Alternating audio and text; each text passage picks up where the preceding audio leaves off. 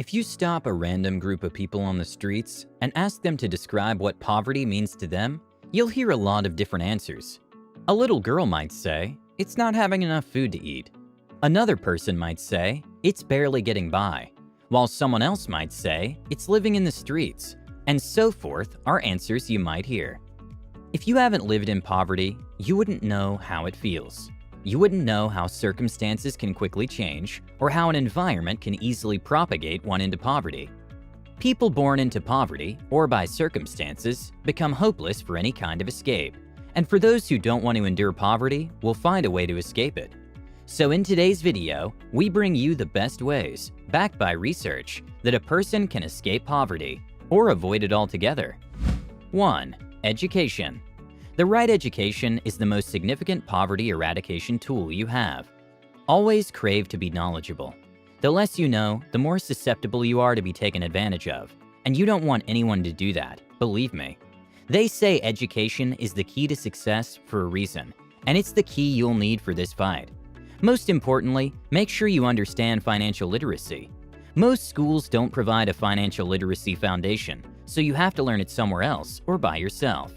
Learn in depth about financial products, and most importantly, your rights. Learn about the whole credit world, financial markets, personal finance, credit scores, a financial statement, and so on. All this knowledge will set you ahead of most people, and it will help you save more, and will also open your eyes to which deals are the best for you. With this knowledge, you'll be able to identify scams that could ruin your financial world. No one can take advantage of you if you know how things work in the world, and that's why education is empowering. Arm yourself with knowledge, because one day, it'll be your best defense. 2. Develop skills. At the core of it, poverty is defined as a lack of money, but it's also deeply associated with a lack of skill. To escape poverty, learning a relevant skill is among the best strategies you can implement. Learn a skill that people will want to pay for. Numerous free resources can help you develop and be great at the skills you want. You can learn from your local carpenter, shoemaker, mechanic, and other trades. You can also learn from books in the internet to be good at design, programming, marketing, etc. Doing decent work will be the stepping stone in this journey. With the right mindset, you'll earn a simple living, which will boost your confidence, and you'll be proud of yourself and how far you've come. When you master that skill, learn more on the job and be the best in your community. Be that person that everyone wants to work with and maybe eventually work for. Use your skills to make a living and add value to yourself by always looking for what's next. Always seek growth and never get comfortable. Okay, so I'd like you to do something for me. Pause this video right now and do me a huge favor by hitting the like button. If you did, you're awesome, and thank you so much for your support. 3. Learn to sell. Making sales is the basis for everything in this world. The fact that the New York Times ranks the best books as the best-selling authors, not the best written authors, should tickle your brain. If you can master the skill of selling, you'll make a lot of money in this world. The highest paid career in the world is sales. Most of the richest people in the world are best at selling. They sell their vision, they sell their products, they sell their services, and they sell their skills. You have to master the art of selling. The beauty about this skill is that anyone can learn it, and you don't need a fancy education. Or a special ability either. Anyone can learn it. You can start small. For example, selling something to your neighbors, families, friends, strangers, and eventually you'll master the best sales skills and approaches that will allow you to easily sell whatever it is at your local supermarket or a big organization. You can even create your franchise and sell internationally. There is no limit to selling. Our whole world operates on the principle of buying and selling. 4. Mind control. The right mindset is not easy for everyone to have. The opinions and ideas that we have are most of the time not originally ours. We either adopt them from our environment and develop them in our minds. Our environment can be that of poverty, and what our peers say, do, and think is what our minds will believe as our own opinions. Social media, radios, televisions, all these give our minds suggestions on what opinions to hold. They even make us buy more things than we had previously planned on. It's like going to the supermarket or food shop hungry. You see all kinds of foods displayed, and you end up getting way more than you needed. Or the famous pyramid schemes that make people believe that they can earn money faster by putting in a little. They end up losing it all. What am I trying to say? Our minds can be swayed. Our opinions are not our own. You'll spend all your time, money, energy deeply invested in somebody else's ideals that are not benefiting you one bit. Take control of your mind. You might have been born into poverty, but you won't want your own family born into the same. Your mind is of value, and treat it like that. Take control of your mind and what you feed it. Be able to decipher your own opinions for what's best for you and how best to improve your situation. Take up activities that inspire you to dream and realize your goals. Your mind will lead you to partake in incredibly productive actions if you feed it right. So please do. 5. Entitlement. In the world we live in, nothing comes easy. The systemic idea of educational progression is not how it was back then. Back then, professions were supported by higher learning institutions. They would even pay for your higher education. What the market needed at the time is what they would take you to school to study for. Soon enough, there were too many people with higher education, and it was all saturated. You now have to add other things to get a good job. When you've studied so hard, passed through all hardships, don't have expectations. You can't be handed that job just because you scored higher marks. There will be no special treatment because people are selfish. People are dealing with their problems, and for sure, you don't cross their minds. Don't be entitled to getting things just because you come from poverty or even suffered adversity. Learn the hard work. Take that entry-level position or that first job that you might think is below you and lay that foundation for yourself. No one will do it for you. The world is competitive, and you have to have the drive to pull through to get where you want. Nothing is handed to anyone anymore. 6. Community resources. Community resources are a marvel for knowledge and opportunities.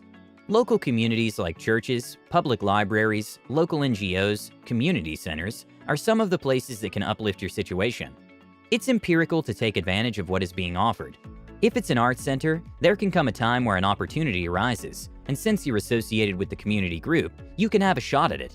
These community projects and organizations offer programs that help you become self-reliant.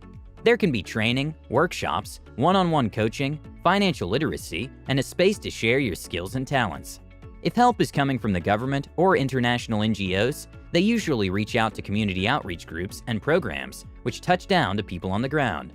I see these as opportunities you shouldn't miss. From these community resources, you can get scholarships, jobs, build networks, develop your craft, recognition of your talents, and so forth. This is the one opportunity you've always wanted, and you shouldn't miss it. 7.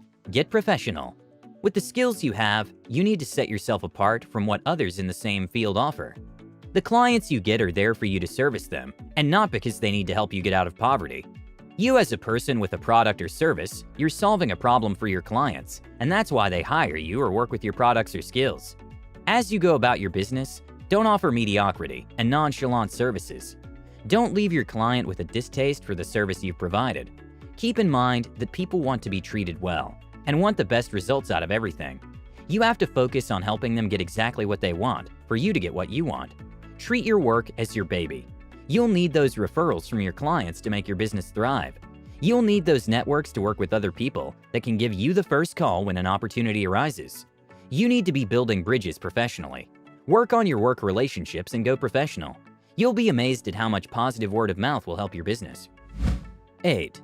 Out with the poor masses. No one chooses where they're born and what they're born into. But it doesn't mean that if you're born in poverty, you have to remain there. You'll want to be out of your situation, and it will be very selfish to remain poor. There are limitless resources and knowledge available to escape poverty. To help the poor is to first of all not be one of them. If you use whatever means to get out of poverty, you've reduced the number of people in poverty. I don't mean by yourself. I mean that if you get out and use your skills to get a simple living, that uplifts you. You then automatically uplift your close relationships and family, getting them out of poverty. So it's really important that if you have the platform to use your talent and skills to make something out of yourself, you use it without fail. Poverty has a lot of mental baggage. If you're tasting success, you can't still identify yourself as poor. Get rid of those labels that are linked to poverty from your mind and your lips. Surround yourself with people of your peers and progressive people. And don't be referring to yourself as the poor masses. You did what you had to do, and what you've never done before, to get what you didn't have, and you should be proud of that. 9. In with success. First of all, you can't become what you hate. People living in poverty see wealthy people as selfish. What you need to know is that everyone is selfish. It's our natural tendency. When living in poverty, you associate yourself with humility, which definitively masks your true desire. You desire to be progressive, and when you see progressive people, don't think that they're all antagonists. This doesn't apply to everyone, since some rich and progressive people are very greedy, selfish, and oppressive. To understand all this, think about human nature. Everyone always wants to know what they're getting from something, whether it's your relationship, your job, you name it. What's in it for them? It's the basis of any, if not all, relationships. With this at the back of your mind, think about what people want and how you can offer them exactly that. When you focus on providing for what people want, you'll be setting yourself up to receive what you want. That's how you become successful. Let your mind be in a progressive and successful space and see how much you can do to get what you want and escape poverty. It doesn't hurt to try to escape a situation you don't want to be in. Many people are running away from something because they want to be in control of their lives. They don't want a situation to control them. If this is your thinking, you'll do whatever it takes to get yourself out. However little, however small, the first thing to do is try. Thanks for